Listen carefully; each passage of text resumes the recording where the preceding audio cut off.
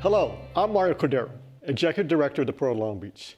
Today, I'm joined by Toks Omishakin, Secretary of the California State Transportation Agency, or CalSTA.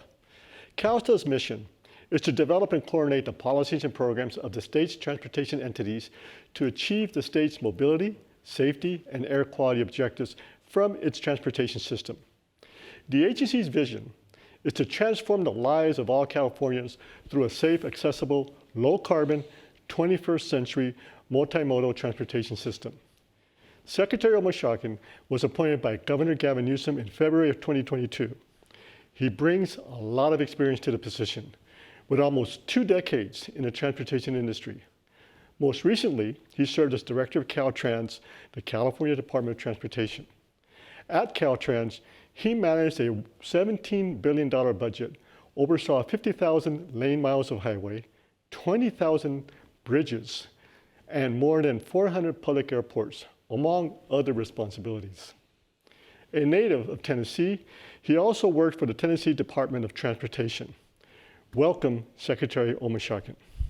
Thank you, Mario. Excited to be here with you this morning. You were appointed as Secretary by Governor Newsom in February. You have a great deal of experience in transportation planning and leadership. How has it been transitioning to your new role so far? Transition's been really good. It's been really good. Excited to serve the people of California and Governor Newsom in this new capacity. My background and experience serving at Caltrans definitely plays big dividends for me as I step into the role. But the part that I'm most excited about in the new responsibilities I have as Secretary is the fact that we've never had this level of funding, this level of policy alignment in the history, I believe, in the history of this industry, from the local level, state level, federal level, partners like the Port of Long Beach, Port of LA, the fact that there's so much alignment between the place we want to send our transportation industry in the state. That's really what gets me really pumped up and going every morning. The fact that I know we have the tools we need, the policy we need, the funding we need to be able to deliver.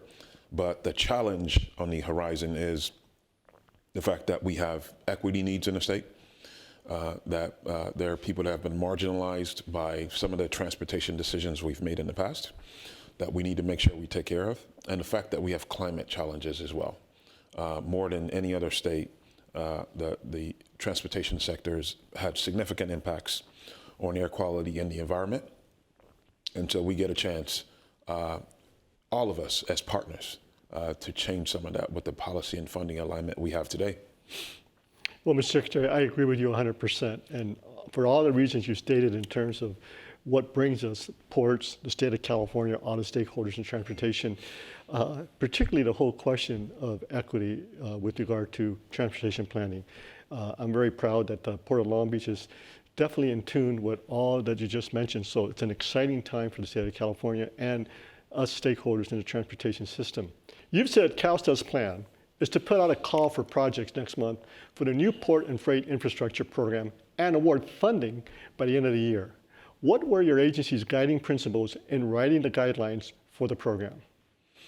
So the guiding principles we used as we developed the guidelines were some of the things that I just mentioned already. The fact that we needed to make sure the investments we were going to make with this new funding addressed issues around climate, addressed issues around equity, and of course improve the overall safety within our freight systems and beyond. So those were some of the key things that we focused on, but we're also very much aware of the fact that we've been challenged with a backlog.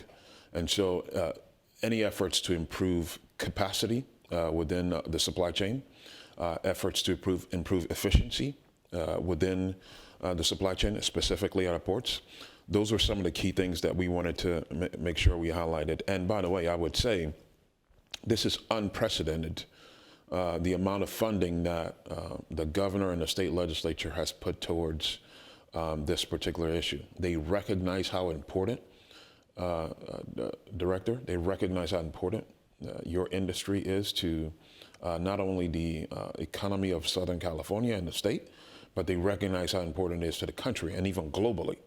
And that's why this historic amount of money has been set aside to see how we can continue to improve the supply chain through your ports. Great, Mr. Secretary. Now, in terms of the projects, what kind of projects are the most critical for state investment? Yeah, so the projects that are most critical are the ones that are going to really improve efficiency, improve capacity, and of course improve safety along the supply chain systems. Those are things that we're looking to specifically highlight. And we talked about equity early on, making sure that as the freight infrastructure of this state, as it expands, that it doesn't continue to have any harmful impacts on marginalized or underserved communities. That's very important for us. I think it's well noted now, most people recognize and understand that some of the transportation decisions we made 50, 60 years ago when some of our highway systems and some of our port facilities were being built, the communities that took the brunt and took the heaviest impact of those investments, of those decisions, I would say, were underserved communities. So as we come out of supply backlog today, we need to make sure that those investments don't have those harmful impacts, make sure we're using cleaner technology to expand the capacity and efficiency of our freight system across the state. How important are the budgeted state investments of $1.2 billion for port and freight movement infrastructure for the state's economy? It's critically important, this investment that Governor Newsom proposed and the legislature eventually signed off on. I think, again, I mentioned earlier, they recognize how important your industry is to the economy of the country, even global economy. 40% of imports that come into this country come through your ports here in the San Pedro Bay. 25% of the exports also leave through these ports here. You know these statistics very well. And I think people through the backlog, when we were going through the sort of heights of the crisis, they recognized how important your facilities are to just simply getting a Christmas gift, getting essential healthcare needs or essential healthcare goods into homes. People saw how important your ports were, and the governor recognized that. Even the presidents recognized that with the bipartisan infrastructure law, the investments that are the funding that's being proposed in that bill, more again than has ever been set aside for freight in the history of this country. The governor has done the same thing. And I think one of the key parts as well is the fact that there are jobs tied to the work that you lead us on in the state. More than 1 million jobs in this region alone related to the ports in the San Pedro Bay. That's critical. And when we think about the national impact that we've already discussed, 3 million jobs tied to the decisions that are being made, the investments that are being made here. So the $1.2 billion, $2.3 billion overall that is in the state budget now will pay huge dividends for people, for jobs, as we continue to rebound and California continues to make a huge comeback. Well, I'm really honored not only to have you here, Secretary, but I agree with you 100% in terms of the times that we're in. Very exciting for port authorities, particularly in the state of California. As you know, the San Pedro Bay complex consists of both the Port of Long Beach and the Port of Los Angeles. And I think California is the 5th largest economy in the world. And I've indicated in past in my public commentary that one reason we're the 5th largest economy is because of the San Pedro Bay complex. So it's indeed music to my ears to see all this energy that we have here in the state now, particularly as it relates to the importance of the ports. And again, it's not just Long Beach and Port of Los Angeles, Port of Oakland, Port of Hueneme, and the other ports that play a significant role in trade here for the state of California. Now, Mr. Secretary, my last question, the Port of Long Beach has a lengthy history of moving towards sustainable operations with a goal to deploy all zero-emission cargo handling equipment by 2030. How will CalSTA help the port and others in the goods movement industry to achieve these goals while continuing to grow? Yes, very important question, Director. You know, as we've talked about already, you mentioned the 2030 goal that you have here.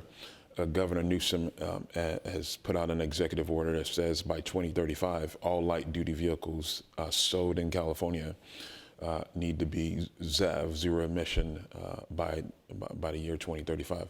So there's a lot of synergy between what you are working on in the ports across the state and with what's happening at the state level as well. The main thing that we will continue to do is continue to support the investments as you make that transition. All the equipment that handles cargo, transitioning them from any type of diesel or emitting tools to zero emission, those will continue to be priority items for us, even the trucking sector, heavy duty trucking. The industry is still growing. A lot of the heavy duty trucks are not necessarily there today, but as we continue to make this transition, we will be there as partners to support you, to put dollars as you make those investments. We will be there to support you as well.